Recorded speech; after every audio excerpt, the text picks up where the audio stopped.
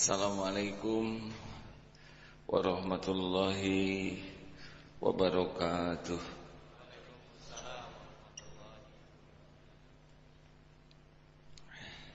Alhamdulillahi rabbil alamin. La haula wa la quwwata illa billahil aliyyil azim. Allahumma shalli ala sayyidina Muhammadin wa ala alihi wa ashabihi ajma'in. Ya Allah, Ya Sami Ya Bashir, Ya Muqallibal Qulub, Sabbit qulubana ala dinik.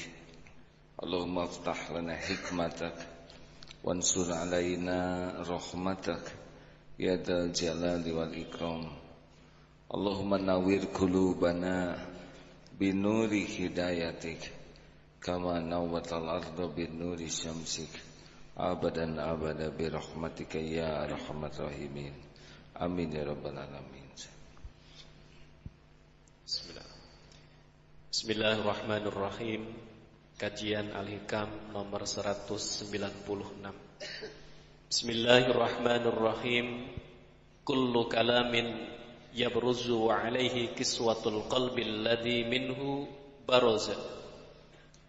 Tiap-tiap kalimat yang keluar pasti membawa corak bentuk hati yang mengeluarkannya. Dalam peribahasa, kullu ina'in yandahu bima fihi. Tiap bejana pasti mengeluarkan yang terisi di dalamnya. Teko hanya mengeluarkan isi teko. Di dalam kopi keluar kopi, di dalam comberan keluar comberan. Jadi setiap orang berbicara itu akan menunjukkan suasana hatinya. Bagi orang-orang yang yakin kepada Allah, maka bicaranya pasti meyakinkan. Bagi yang ragu, meragukan. Untuk perkataan yang sama, nada itu ditentukan oleh suasana hati. Perkataan boleh sama kata-katanya, tapi keyakinanlah yang membedakan nada tersebut. Bagi orang yang yakin sekali Allah Subhanahu wa ta'ala mendengarkan segala ucapannya, maka dia tidak akan berusaha merekayasa supaya ucapannya itu mempesona orang. Tapi dia akan berusaha perkataannya diterima oleh Allah. Sedangkan untuk diterima oleh Allah tidak hanya cukup membagus-bagus kata, tapi pasti harus membagus-bagus niat. Karena Allah tahu isi hati. Akibatnya niatnya bagus, perkataan bagus, insya Allah hasilnya bagus. Tapi bagi orang yang ingin dipuji orang, dia akan sibuk membagus-bagus kata, sedang hatinya ria. Nah, yang terbaca adalah hatinya. Kata boleh bagus, tapi kalau hatinya tidak bagus, akan terbaca.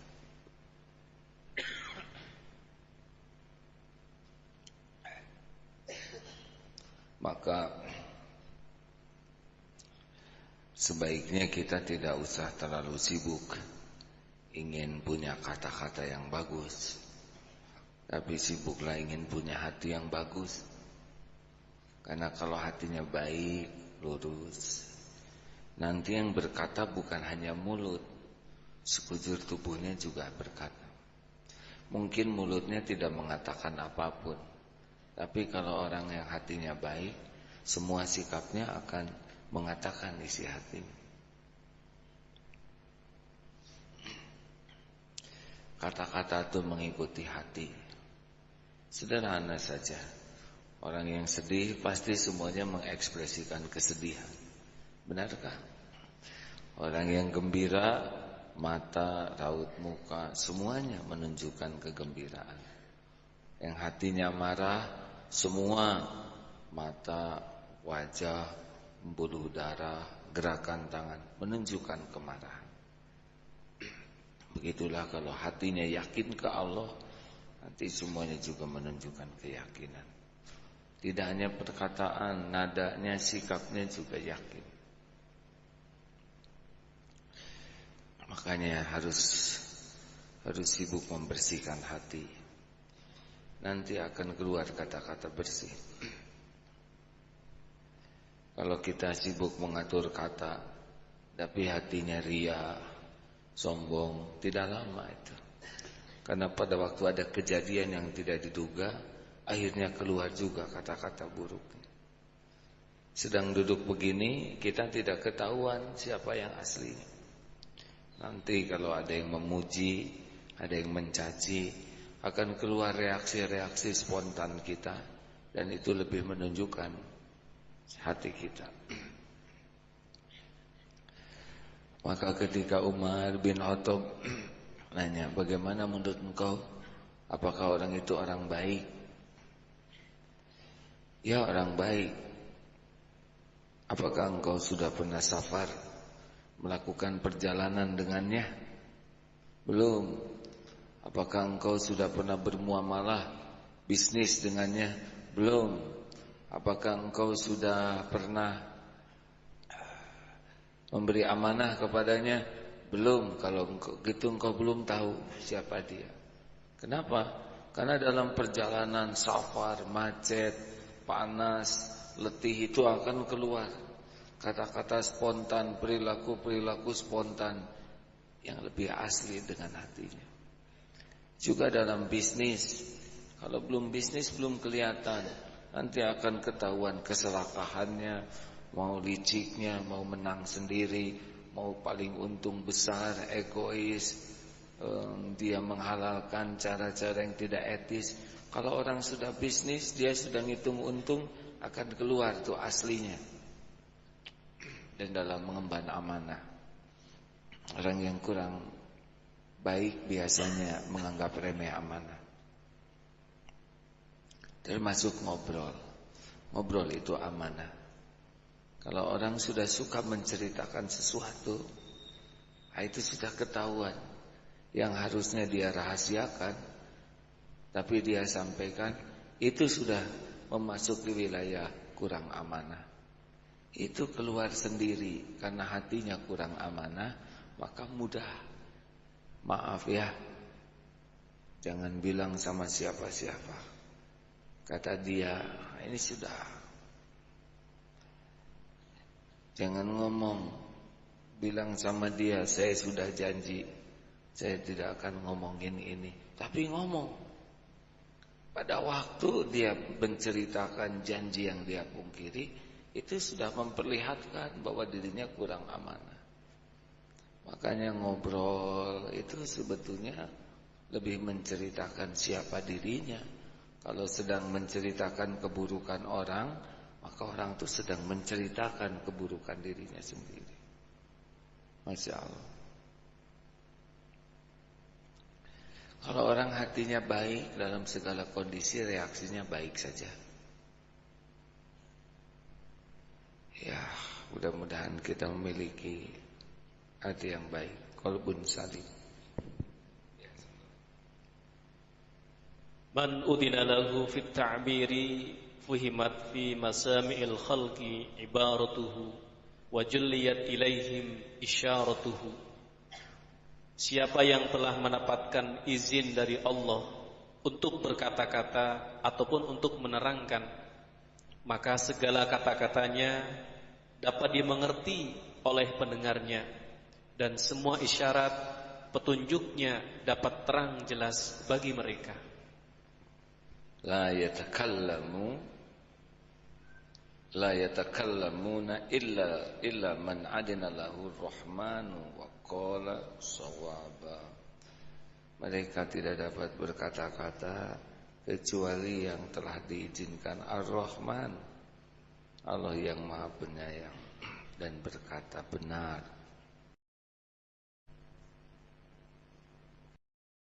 Ini jadi supaya kita bicara baik, benar, kita harus minta tolong.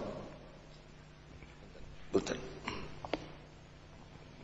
Supaya perkataan kita bisa diterima, maka kita harus minta tolong kepada yang Maha membimbing.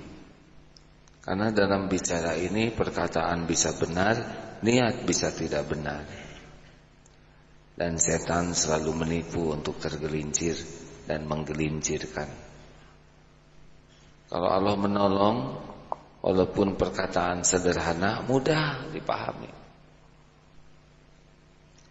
Kenapa ada orang yang perkataannya sederhana, mudah dipahami, bertenaga, menggugah dan merubah, padahal ceramah yang sama disampaikan oleh yang lain, tapi kok kurang daya gugahnya?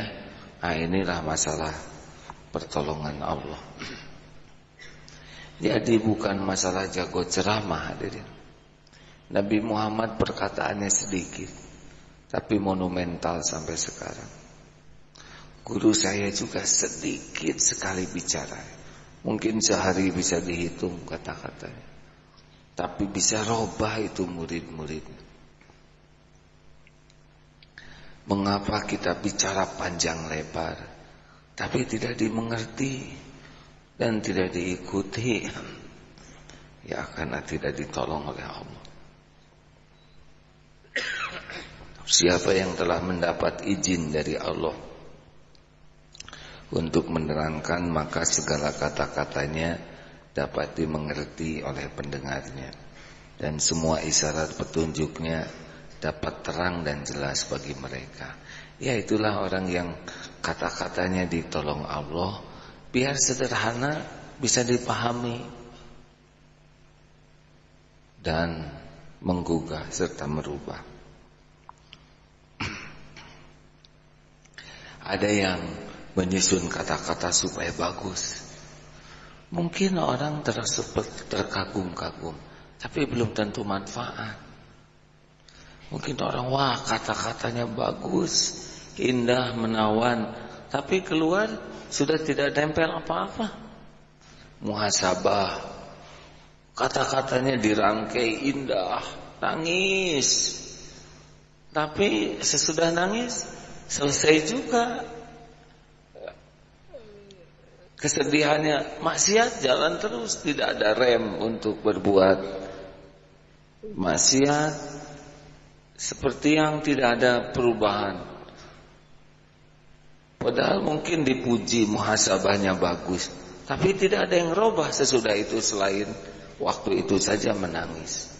Kan yang diperlukan dari sebuah kata itu adalah syariatnya, kata-kata itu bisa menggugah dan merubah orang jadi lebih baik, bukan membuat orang kagum. Apa kagum? Pak, tidak ada apa-apanya kekaguman. Kata-katanya hebat, ceramahnya mempesona, sambil berbuat maksiat pujian itu. Terus apa gunanya kata-kata?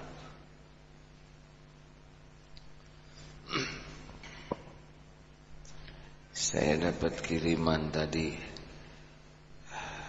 dari grup Baitul Quran, bagus sekali. Boleh saya bacakan?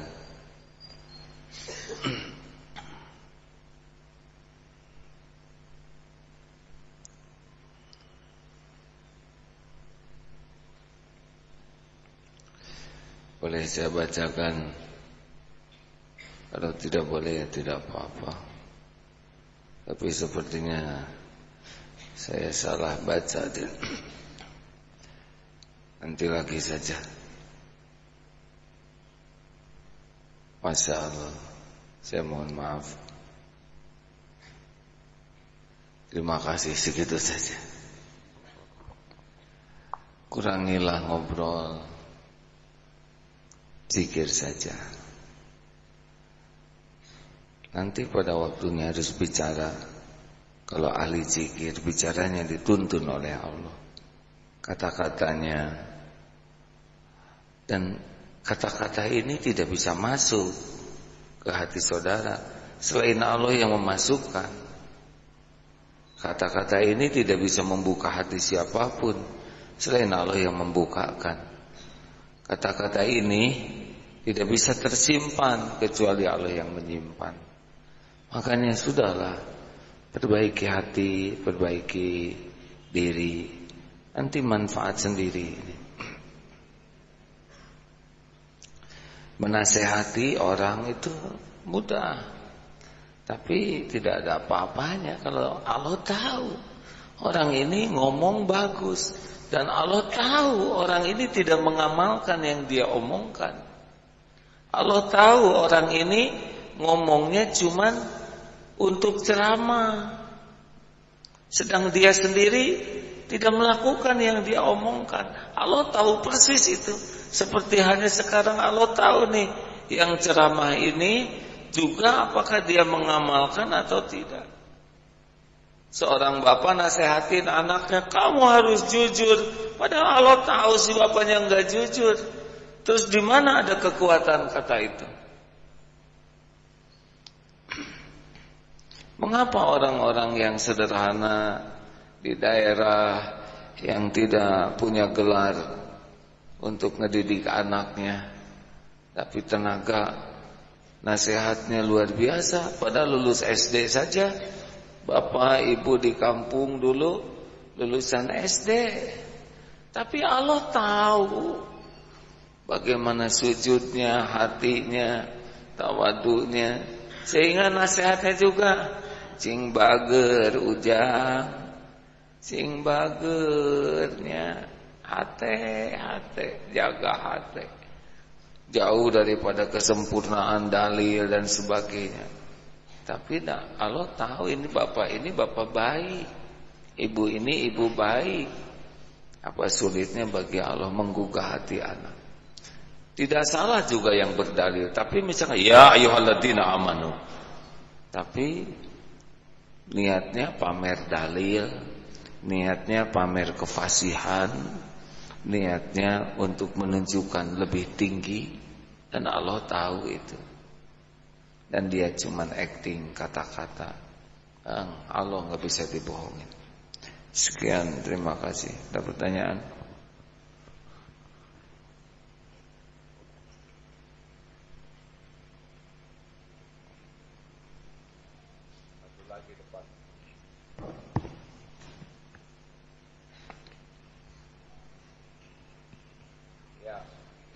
Bismillahirrahmanirrahim.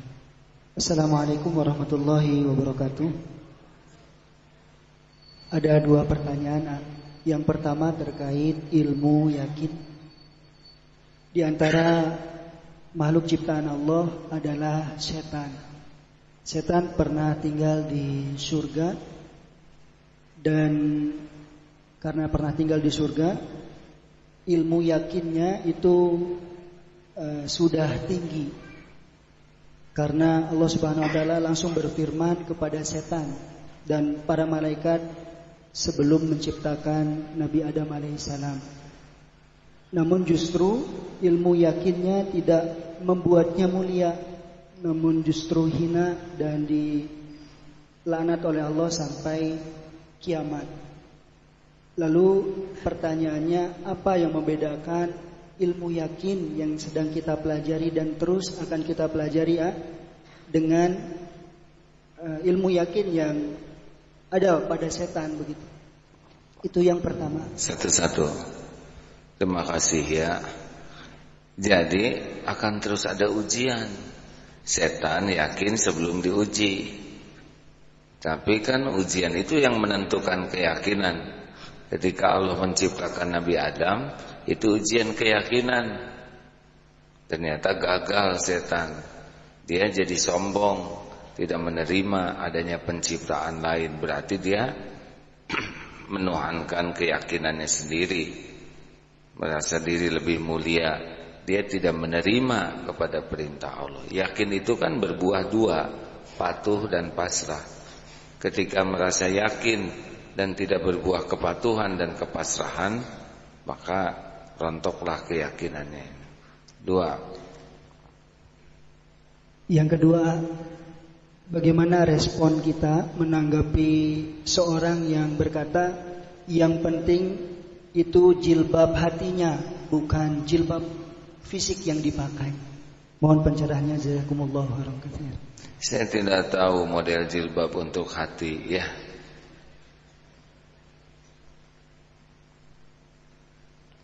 Yang penting itu terus berusaha memperbaiki diri.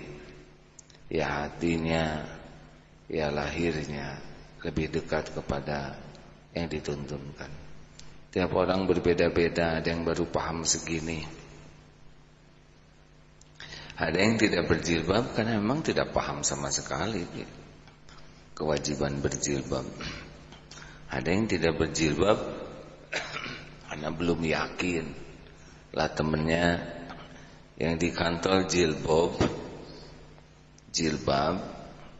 tapi kelakuannya, kata-katanya, dia berpacaran, dia masih perangainya jauh dari orang yang semestinya. Jadi dia ini cuman mode. Ada juga yang belum berjilbab, dia sudah tahu, dia sudah mau, tapi belum kuat untuk bisa menjelaskan ke suami yang melarang, ke kantor yang melarang. Dia butuh penguatan, bukan dihina. Ada juga yang sudah mau, sudah kuat, gak punya jilbabnya, baru ada taplak dan sarung bantal. Kita perlu belikan jilbab. Banyak penyebab orang belum berjilbab. Ada juga dia dilarang keras berjilbab oleh istrinya ya, karena itu suami ya. Belakang akhwat silakan. Assalamualaikum warahmatullahi wabarakatuh. Bagaimana cara menghadapi dan mengatasi orang yang marah? Bagaimana cara menghadapi dan mengatasi orang yang marah? Ya, hadapi saja. Gimana ini? Orang marah itu beragam hadirin ya. Tingkatan marahnya juga beragam. Ada yang marah ringan, marah sedang, ada marah zolim.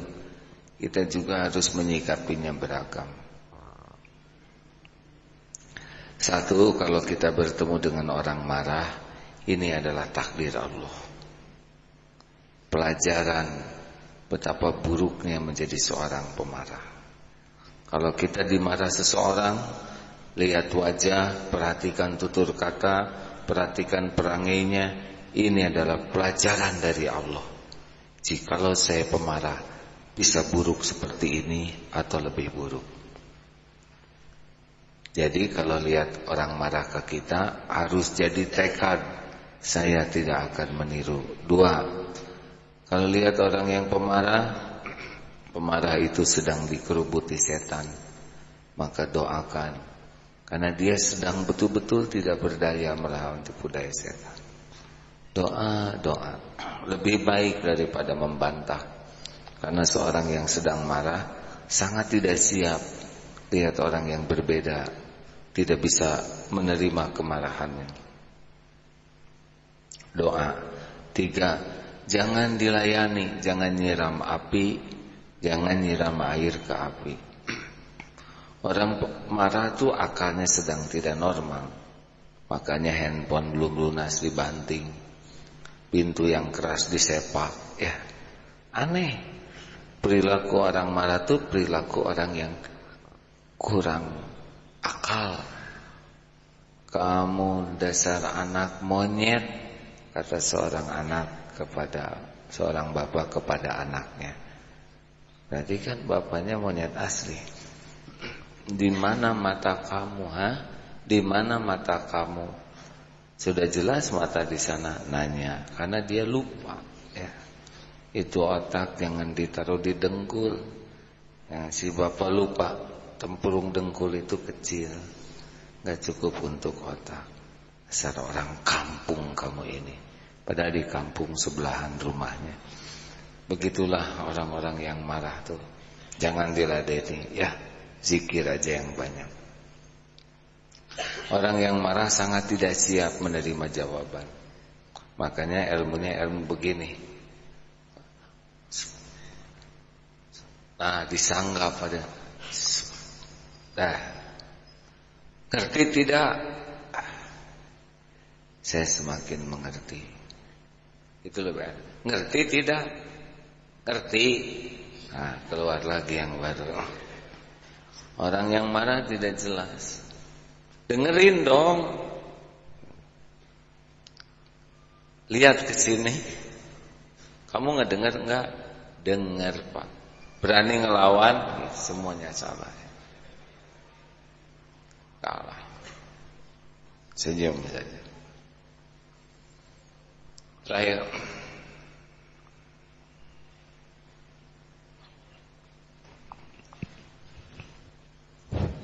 Assalamualaikum warahmatullahi wabarakatuh. Waalaikumsalam warahmatullahi wabarakatuh. Ini mengenai tadi ya yang perkataan dan yang berkaitan dengan tulisan.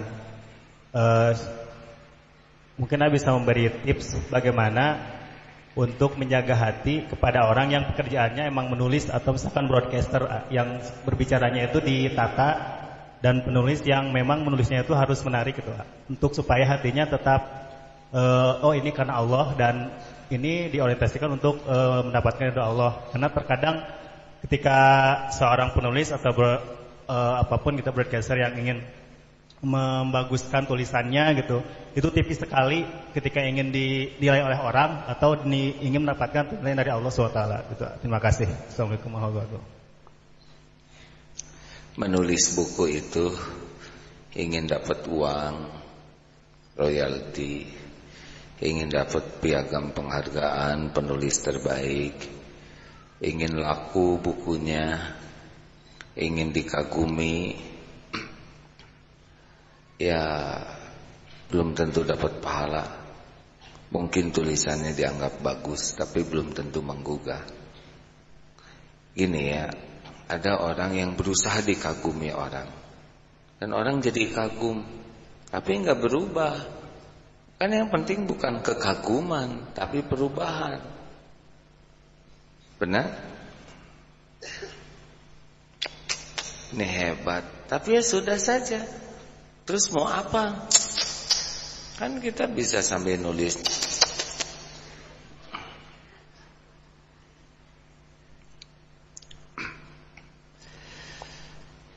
Gini ya, terutama bagi saudara-saudara yang saya barusan ada yang minta doa. Doakan saya mau mengkhitbah. Berapa umur? 21. Berapa umur yang mau dikhitbah? 21. Kapan ketemunya dengan calonnya? Waktu latihan SSB.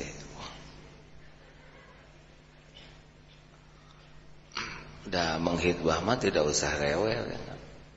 Terang bulan di tepi kali. Buaya datang disangka tali misalnya. Bismillahirrahmanirrahim. Tapi Allah tahu ini cuma pamer suara, pamer hafalan. Atau tinggal dibikin enak aja oleh Allah itu calon mertua dan calon. Wah, geuleuh ningali saya. Enggak tahu gimana, enak aja bawaan. Dan gak akan bisa omongan gaya, sedangkan setiap hati itu ada di 2 jari Allah. Hati itu ada di 2 jari Allah. Allah yang ngebulak-balik hati. Makanya tidak perlu kita acting di depan orang supaya orang suka ke kita.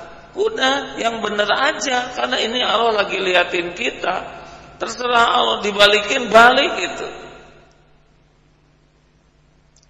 Misalkan suami sedang dimarah oleh istri, istrinya pemberani ya, berani marah. Suami salah, ya sudah ngaku ya saya salah. Tapi salah ngomong salah tuh bukan supaya reda marahnya, enggak, memang salah, saya salah. saya salah. Saya akan berusaha perbaiki, insyaallah. Tapi benar di hatinya tuh, ya Allah saya salah. Saya penyebab masalah ini. Saya tobat padamu ya Allah. Mungkin marah, tapi apa susahnya bagi Allah?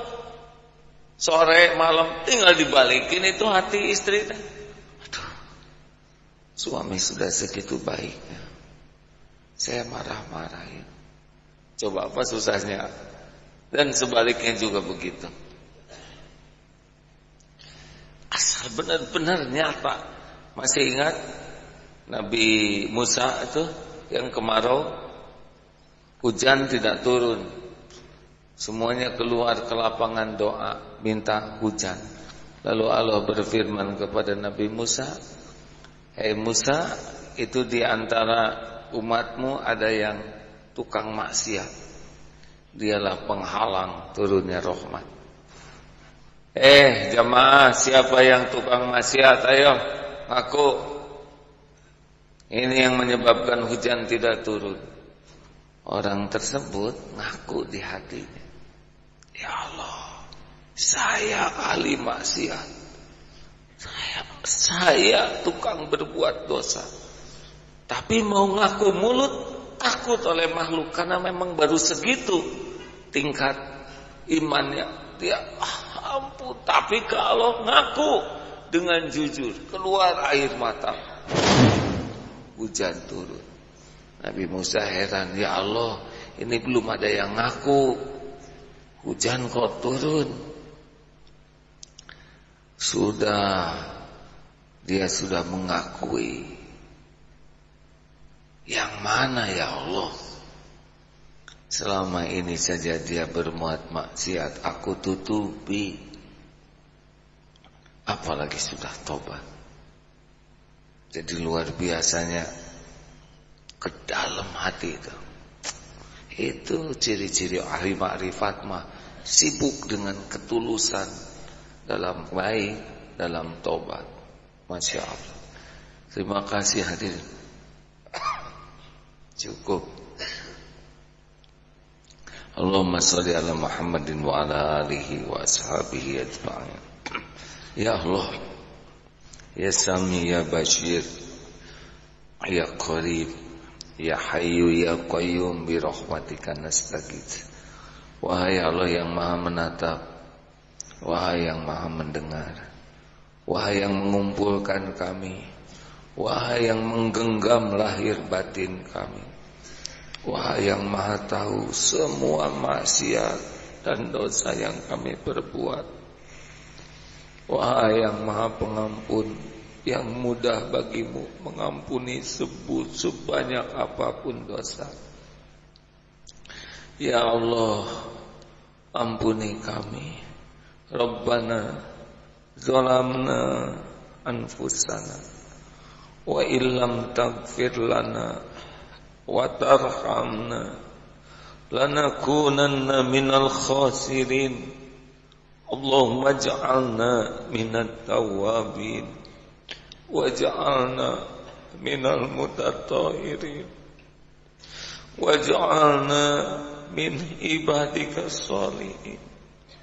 Ya Allah, Allahumma inna nas'aluka taubatan nasuha, taubatan qablal maut ya Allah, wa rahmatan 'indal maut, wa maghfiratan ba'dal maut. Ya Rabb, Allahumma hawwin 'alaina fi sakaratil maut. Allahumma inna nas'aluka husnal khatimah wa na'udzubika min su'il khatimah. Allahumma ighfir lana wa liwalidina warhamhum kama rabbawna shighara. Rabbana hab lana min azwajina wa dhurriyyatina qurrata a'yun waj'alna lil muttaqina imama. Doa yang Maha menatap, inilah hamba-hambamu yang berlumur dosa, yang jatuh bangun belajar berbuat baik, Jadikan saat ini saat mustajab ya Rabb. Engkau yang tidak pernah mengecewakan para peminta. Engkau yang janji akan mengabulkan para pendoa. Taqabbal minna ya karim, innaka antas samiul alim. Amin ya rabbal alamin. Doalah hadirin, Allah pasti mendengarkan setiap doa. Amin. Doalah agar tidak berulang-ulang berbuat maksiat.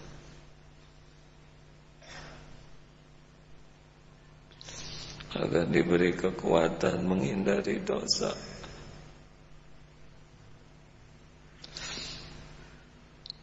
Ya Allah,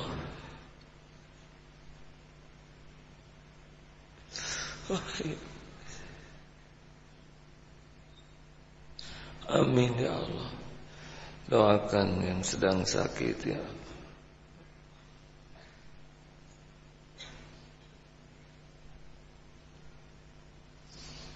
Ya Allah, amin ya rabbal alamin. Allahumma rizukna al-istiqamah ya Rabb. Allahumma ighfir lil mu'minina wal mu'minat wal muslimina wal muslimat al ahya'i minhum wal amwat. Rabbana atina fid dunya hasanah wa fil akhirati hasanah wa qina adzabannar. Subhana rabbika rabbil izzati amma yasifun. Wassalamun alal mursalin walhamdulillahi. Ada orang tuanya, ibunya Pak Ukir. Juga ada beberapa orang tua, mertua Bang Jaka yang sedang diopname. Dan cucu juga Zain. Zain barusan masuk rumah sakit juga untuk pasti ada hikmahnya. Mari kita sama-sama baca Fatihah. Al-Fatihah. Bismillahirrahmanirrahim. Alhamdulillahirabbil alamin. Iyyaka na'budu wa iyyaka nasta'in. Ya Rabban nas. Anta Syif. Amin ya Allah. Terima kasih. Subhanakallahumma bihamdika asyhadu an la ilaha illa anta astaghfiruka wa atubu ilaik. Assalamualaikum warahmatullahi wabarakatuh.